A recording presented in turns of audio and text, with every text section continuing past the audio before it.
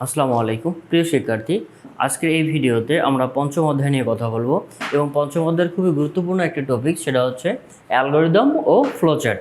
তো আজকে যেহেতু এটা অ্যালগরিদম ফ্লোচার্টের আমার ফার্স্ট লেকচার এবং এইখানে আমি অ্যালগরিদম এবং ফ্লোচার্টটা একটু ডিটেলস ব্যাখ্যা করব, তাহলে যাতে তোমরা নিজে নিজে অ্যালগরিদম এবং ফ্লোচার্টটা তৈরি করতে পারো এবং এই ধাপগুলো যেন তোমাদের কাছে স্পষ্টভাবে থাকে, অর্থাৎ ক্লিয়ার থাকে আর কি। ওকে, তাহলে আমরা তার আগে বলি যে অ্যালগরিদম জিনিসটা কি এবং ফ্লোচার্ট জিনিসটা কি। তো অ্যালগরিদমের ডেফিনেশন যদি আমরা দিতে চাই, অ্যালগরিদমের ডেফিনেশন হচ্ছে কোনো একটা সমস্যাকে যখন তুমি যুক্তিসম্মতভাবে ধাপে ধাপে সমাধান করো তখন সেটাকে কি বলে, অ্যালগরিদম বলে। ওকে, তো একটা ব্যাপার হচ্ছে এরকম, মনে করো আমরা কিন্তু প্রতিনিয়ত অ্যালগরিদম ফলো করি। যদি রিয়েল লাইফে একটা উদাহরণ দেই, মনে করো তুমি তোমার কলেজে যাও, এখানে তুমি কিন্তু একটা প্রসেস ফলো করো, অর্থাৎ একটা অ্যালগরিদম ফলো করো। যদি আমি এটাকে ব্যাখ্যা করি, ব্যাপারটা এরকম দাঁড়ায়, মনে করো তুমি তোমার বাসা থেকে কলেজে যাচ্ছ, তাহলে তুমি আগে প্ল্যান করো, অর্থাৎ কাজ শুরু করো। প্ল্যানের মধ্যে কী কী থাকে? প্ল্যানের মধ্যে তোমার থাকতে পারে তুমি প্রয়োজনীয় বই নেওয়া, খাতা কলম নেওয়া এবং আরও কিছু নোট থাকলে সব কিছু তুমি নিয়ে নাও। তাহলে এটা একটা তুমি প্রসেস, এবং তারপরে তুমি কোন দিক দিয়ে যাবা তোমার একটা কিন্তু রোড জানা আছে এবং তুমি একটা টাইমিং করো যে কোন সময়ের মধ্যে তোমাকে কলেজে পৌঁছতে হবে। এবং এবং একটা ব্যাপার দেখো, তুমি কিন্তু কলেজে আগে যাও, গিয়ে আবার কিন্তু তুমি বাসা থেকে আবার যেন খাতা কলম কি নিয়ে আসো না, কারণ তুমি সব কিছু একবারে নিয়ে আসো। তো একটা নির্দিষ্ট রোড ম্যাপ তুমি ফলো করে তুমি কলেজে আসো এবং একটা রোড ম্যাপ ফলো করে তুমি কিন্তু বাসায় যাও। তাহলে এই যে কাজটা তুমি কিন্তু ধাপে ধাপে সম্পন্ন করো। তো এই যে যখন তুমি ধাপে ধাপে কোনো একটা কিছুকে সম্পন্ন করো তখন সেটাকে বলে হচ্ছে অ্যালগরিদম। আর এই ধাপে ধাপে সম্পন্ন করার ব্যাপারটা যদি তুমি চিত্রের সাহায্যে দেখাও তাহলে সেটা কি হয়ে যায়, ফ্লোচার্ট। অর্থাৎ অ্যালগরিদমকে যখন তুমি চিত্র দিয়ে দেখাবা তখন সেটা কি হয়ে যাবে, ফ্লোচার্ট। তো আমরা ফ্লোচার্টে যখন যাবো, ফ্লোচার্ট নিয়ে তখন আরেকটু ডিটেলস বলবো। তাহলে এখন আমরা অ্যালগরিদম নিয়ে কথা বলবো। তাহলে দেখো, আমরা বললাম অ্যালগরিদম মনে হচ্ছে কোনো একটি সমস্যা সমাধান করা। তোমরা হয়তো কোশ্চেন করতে পারবা যে আসলে সমস্যা বলতে এখানে কি বোঝায়। মনে করো তোমার এক বন্ধু আছে, সে 3টি সংখ্যার গড় বের করতে পারে না, তার মানে তার জন্য একটা সমস্যা হচ্ছে 3টি সংখ্যার গড় বের করা। এখন আমরা সেটার সমাধান দিব। এখন আমি 3টি সংখ্যার গড় করে দেখাবো কীভাবে তুমি ধাপে ধাপে এটাকে সম্পূর্ণ করবা। তুমি হয়তো বলতে পারো যে 3টি সংখ্যার গড় বের করা তো খুবই সহজ, যে হচ্ছে সংখ্যা 3টাকে আমি যোগ করব, মনে করো 3 + 5 প্লাস হচ্ছে 7, এটাকে আমি মনে করো যোগ করব, যোগ করে যদি 3 দ্বারা ভাগ করি গড় তো বের হয়ে গেল।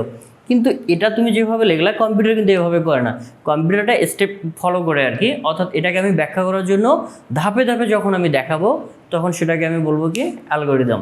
ওকে, তাহলে চলো আমরা ধাপে ধাপে দেখাই, তবে এটা অবশ্যই হতে হবে লজিক্যাল।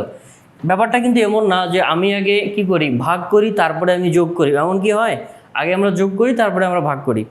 এবং এই অ্যালগরিদমটা এবং এর ফ্লোচার্টটা আমি দুইভাবে দেখাবো। কেননা তোমরা এটা অনেক সময় মুখস্থ করো এবং মুখস্থ করে পরীক্ষা লিখতে গিয়ে অনেক কিছু ভুল করে আসো, কিন্তু অ্যালগরিদম ফ্লোচার্ট কখনোই মুখস্থ করবে না। আমি তোমাদের এই সাজেস্টটা করবো যেন অ্যালগরিদম ফ্লোচার্টটা তুমি কি করতে পারো, নিজে নিজে তৈরি করতে পারো। অর্থাৎ তুমি যদি প্রসেস জানো তুমি সাজাইতে পারবা, এবং ঠিক এভাবেই আমি দেখাবো। তাহলে দেখো, অ্যালগরিদমের একটা প্রথম ধাপ যেটা সব অ্যালগরিদমে লিখবা সেটা হচ্ছে ধাপ 1, এবং ধাপ 1-এ যেটা লিখবা, ধাপ 1 হচ্ছে কাজ শুরু। অর্থাৎ আমি যে এটা কাজ করব, কাজ করার জন্য যে প্রস্তুতির যে ব্যাপারটা আছে এটাকে বলে হচ্ছে কাজ শুরু। আচ্ছা, এবার আমি ধাপ 2-তে আসবো।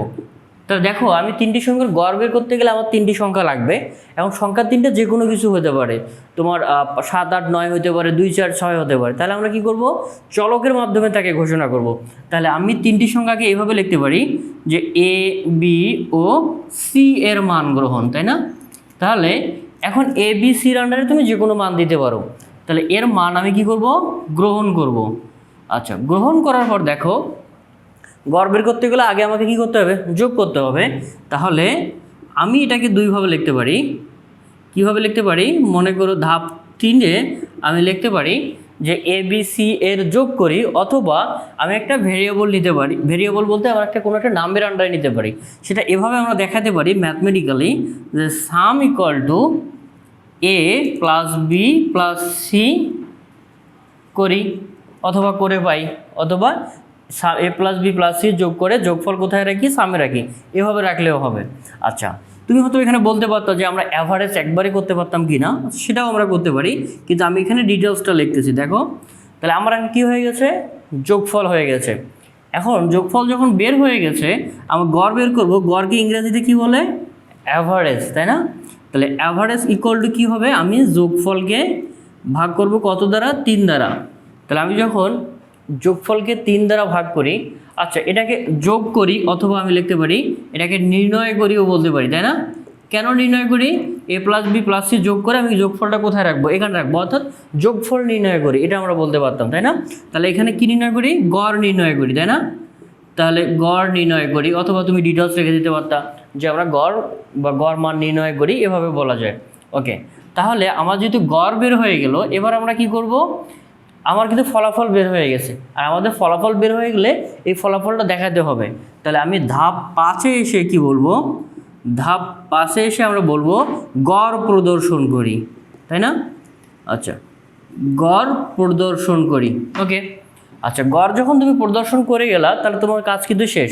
তোমাকে যেটা করতে বলছে তুমি সেটা করে ফেলছো, তাহলে তুমি কি করবা, ফলাফলও দেখানো শেষ, তাহলে এখন তুমি কাজটা শেষ করে দিবা।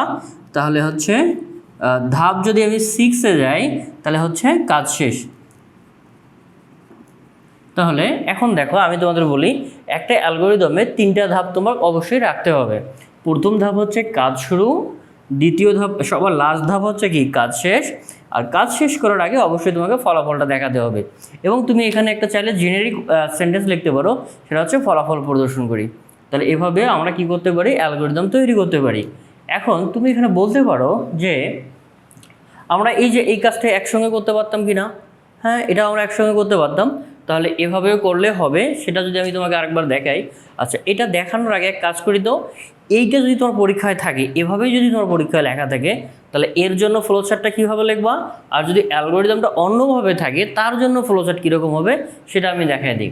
তাহলে এবার চলো এটার জন্য আমরা ফ্লোচার্ট তৈরি করি। আচ্ছা ফ্লোচার্ট কী জিনিস, এই অ্যালগরিদমটা তুমি কি স্টেপ বাই স্টেপ লিখেছো না, তাহলে ফ্লোচার্টটাও তুমি স্টেপ বাই স্টেপই দেখাবা, কিন্তু কতগুলো চিত্রের সাহায্যে দেখাবা। আচ্ছা ফ্লোচার্ট কিন্তু হচ্ছে আবার 2 প্রকার, একটা হচ্ছে সিস্টেম ফ্লোচার্ট আর একটা হচ্ছে কি অ্যালগরিদম ফ্লোচার্ট। ওকে, তাহলে এবার যদি আমরা সিস্টেম ফ্লোচার্টের কথা বলি, একটা সিস্টেম বা ব্যবস্থা কিভাবে কাজ করে, তখন সেটা যদি তুমি চিত্রের সাহায্যে দেখাও। মনে করো একটা কম্পিউটার কিভাবে কাজ করে, সে ইনপুট নেয়, প্রসেস করে, আউটপুট দেখায় এবং বিভিন্ন ডিভাইস বিভিন্ন সিস্টেমের মধ্য দিয়ে যায়। সিস্টেম বলতে এরকম হতে পারে, তুমি একটা পেন ড্রাইভ দিলা, সেটা সিস্টেম বাস হয়, ডাটাটা সিপিইউতে গেল, ওটা প্রসেস করলো, প্রসেস করে আবার তোমার কী করলো, আউটপুট ডিভাইসের মধ্য দিয়ে আউটপুটে তোমাকে এটা দেখালো। তাহলে এই যে সিস্টেমটা কীভাবে কাজ করে সেটা যখন তুমি চিত্রের সাহায্যে দেখাবা, সেটা হবে সিস্টেম ফ্লোচার্ট। আরেকটা হচ্ছে প্রোগ্রাম ফ্লোচার্ট। তাহলে প্রোগ্রাম ফ্লোচার্টটা কি, তাহলে একটা প্রোগ্রাম কীভাবে কাজ করে সেটা যদি যখন তুমি ধাপে ধাপে দেখাও চিত্রের সাহায্যে, তখন সেটা হবে প্রোগ্রাম ফ্লোচার্ট। তোমাদের এই অধ্যায়টা যদি প্রোগ্রাম নিয়ে, সুতরাং প্রোগ্রাম ফ্লোচার্টটাই তোমাদের পরীক্ষায় আসে, সিস্টেম ফ্লোচার্ট কখনো আসে না, এবং এটা এই অধ্যায়ের মুখ্য বিষয় নয়। তো আমরা এই প্রোগ্রামটার ফ্লোচার্ট তৈরি করতে গেলে 4টা চিহ্ন লাগবে, 4টা বা 3টা আমি তোমাদের দেখাই দেবো। তো প্রথম যে চিহ্নটা আমি এক কাজ করি, তো সেটা হচ্ছে এইখানে আমি চিহ্নগুলো লিখে দেই, যাতে তোমার এটা দেখে দেখে এখানে অ্যাপ্লাই করতে পারো। তাহলে প্রথম চিহ্ন যে চিহ্নটা লাগবে আমাদের, আচ্ছা এটা একটা মুছে দেই, সেটা হচ্ছে শুরু অথবা শেষ নামক একটা লাগবে, চিহ্ন লাগবে। এটাকে হচ্ছে ওভাল সাইন আছে, এভাবে আমরা কী বলে এটাকে, ডিম্বক আকারের যে চিহ্নটা, যদিও আমার এই চিত্রটা এখানে হয়নি, অর্থাৎ ডিম্বক বা ওভাল সাইন। আর একটা টার্মিনাল, সাধারণত টার্মিনাল খুব একটা ইউজ করা হয় না।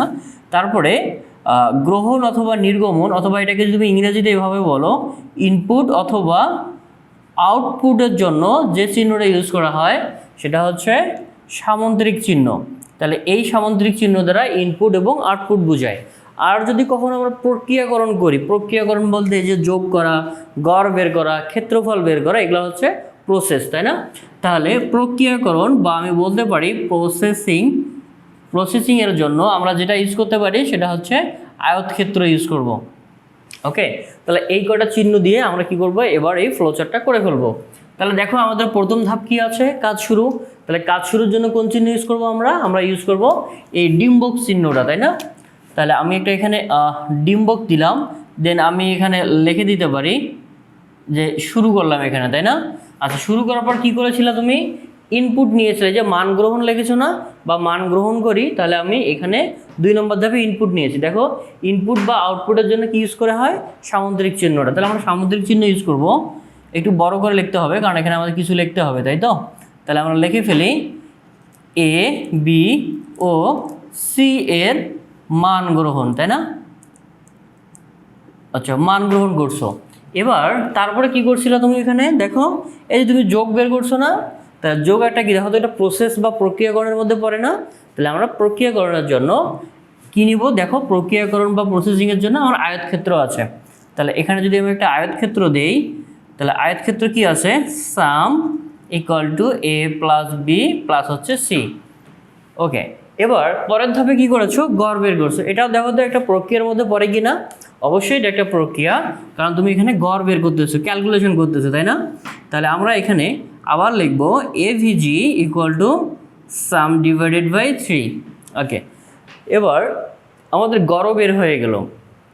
এবার পরের ধাপে তুমি এসে কি করছিলা, প্রদর্শন করা বা দেখানো। এটা কি আউটপুট দেখানো না? আচ্ছা, আউটপুট দেখানোটাকে কি বলে, এই যে সামুদ্রিক চিহ্ন, কারণ এইটা ইনপুট এবং আউটপুট উভয় কাজেই লাগে। তাহলে আমরা ওই আবার একটা সামুদ্রিক নিয়ে আসবো, নিয়ে এসে বলবো গড় প্রদর্শন, তাই না? আচ্ছা, গড় প্রদর্শন। আচ্ছা, গড় যখন তুমি প্রদর্শন করলা, তারপরে কোথায় গেছো, কাজ শেষ করছো না? আচ্ছা, কাজ শেষ। এই যে শুরু এবং শেষ, স্টার্ট এবং এন্ড, আমরা এই ডিম্বক দিয়ে করতে পারি। তাহলে এই ডিম্বকটা আমি যদি আবার নিয়ে আসি এখানে, তাহলে এখানে আমি বলে দিতে পারি সেটা হচ্ছে শেষ বা কাজ শেষ। ওকে, তাহলে এবার যদি আমরা দেখি, তুমি কি প্রোগ্রামটা নিচ থেকে উপরে গেছো না উপর থেকে নিচে গেছো? অবশ্যই তুমি উপর থেকে নিচে আসছো। তাহলে প্রোগ্রামের প্রবাহটা কোন দিকে যাচ্ছে সেটা দেখানোর জন্য আমাকে তীর ইউজ করতে হয়, অর্থাৎ অ্যারো সাইন দিব। তাহলে আমি প্রথমে কাজ শুরু করেছি, তারপরে মান গ্রহণ করেছি, এই যোগ করেছি, গড় বের করেছি, প্রদর্শন করেছি এবং কাজ শেষ করেছি। তাহলে এটা হচ্ছে উপর থেকে নিচের দিকে যাচ্ছে, তাহলে আমি এই তীর চিহ্নটা দিব। আমরা যখন কন্ডিশনাল বা লুপগুলো দেখবো, তখন দেখবো যে আমরা এদিকে ডানে যাব, বামে ঘুরে আবার এদিকে আসবো, তাহলে সেটা আমরা তখন দেখব। তাহলে এখন দেখো, এখানে আমার পরীক্ষা তোমার এরকম থাকতে পারে যে তোমার পরীক্ষা কি আছে, যতটা ধাপ থাকবে অ্যালগরিদমে, আমার ফ্লোচার্টেও অতটা ধাপেই থাকবে, এবং অ্যালগরিদমের উপর ডিপেন্ড করে ফ্লোচার্ট হবে, অথবা তোমাকে পরীক্ষায় ফ্লোচার্ট থাকবে, তোমাকে অ্যালগরিদম লিখতে বলবে। এবার তাহলে চলো, যদি তোমার পরীক্ষায় এক কাজ করি, এতগুলো অ্যালগরিদমে এত ধাপ রাখেনি তারা, তাহলে এখন মনে করো এই 3 এবং 4 নম্বর ধাপকে তারা মার্জ করেছে, মার্জ করে একটা ধাপ করেছে। অর্থাৎ যেটা আমি এর আগে বলেছিলাম সেটা হচ্ছে, দেখো ধাপ যদি আমি 3-এ বলি, এভাবে AVG equal to A plus B plus C divided by হচ্ছে 3।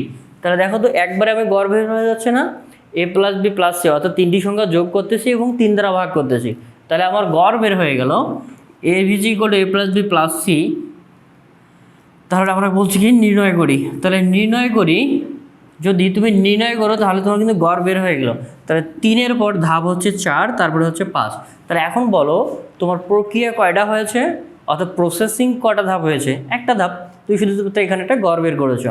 তাহলে আমরা কি করব, আমরা যখন তাহলে এর অ্যালগরিদমটা করব, সরি এর যখন আমরা ফ্লোচার্ট করব, তখন আর আমি কি করব না, গড় মানটা দেখাবো না, এবং আমি এখানে ডাইরেক্ট কি করব, মান গ্রহণ করার পর আমি অ্যাভারেজ কীভাবে বের করব, A plus B plus C divided by হচ্ছে 3।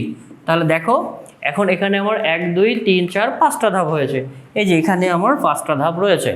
এখন পরীক্ষায় তোমার ডিপেন্ড করবে তোমার কতটা ধাপ হবে। পরীক্ষায় যদি তোমার বলে দেওয়া থাকে অ্যালগরিদম, তাহলে অ্যালগরিদমে দেখবা যদি 5টা ধাপ থাকে, ওই অনুযায়ী 5টা ধাপ করবা, কখনোই কিন্তু মুখস্থ করতে যাবে না। মনে করো তুমি আমার আগের ধাপগুলো মুখস্থ করে গেছো, কিন্তু পরীক্ষায় তোমার আসছে এইটা, তাহলে এই অনুযায়ী কিন্তু আমার প্রক্রিয়াকরণ হবে কয়টা, একটা। তাহলে এভাবে তুমি তোমার অ্যালগরিদম এবং ফ্লোচার্টগুলো সলভ করবা, এবং এভাবে আমি চেষ্টা করব তোমার যতগুলো অ্যালগরিদম বা ফ্লোচার্ট আছে সবগুলো স্টেপ বাই স্টেপ ব্যাখ্যা করে, পাশাপাশি সবগুলোর জন্য প্রোগ্রাম বা কোড লেখার জন্য, এবং এটা ল্যাপটপে দেখাবো যাতে তোমরা ভুলগুলোও বুঝতে পারো, এবং হচ্ছে কীভাবে এটা কাজ করে যেন আমি প্র্যাকটিক্যালি তোমাদের দেখাতে পারি। ওকে, তাহলে এবার আমি এই ভিডিওটা এখানেই শেষ করি। পরবর্তীতে আরও কিছু ভিডিও আসতেছে তোমাদের এই টপিক্সের উপর। তাহলে এটা দেখতে থাকো ভিডিওগুলো, এবং কোথাও সমস্যা হলে আমাকে কমেন্ট করে জানাও। তাহলে আজকের ভিডিওটা এই পর্যন্তই, দেখা হবে তোমাদের সঙ্গে পরবর্তী কোনো এক ভিডিওতে। আসসালামু আলাইকুম ওয়া রাহমাতুল্লাহ।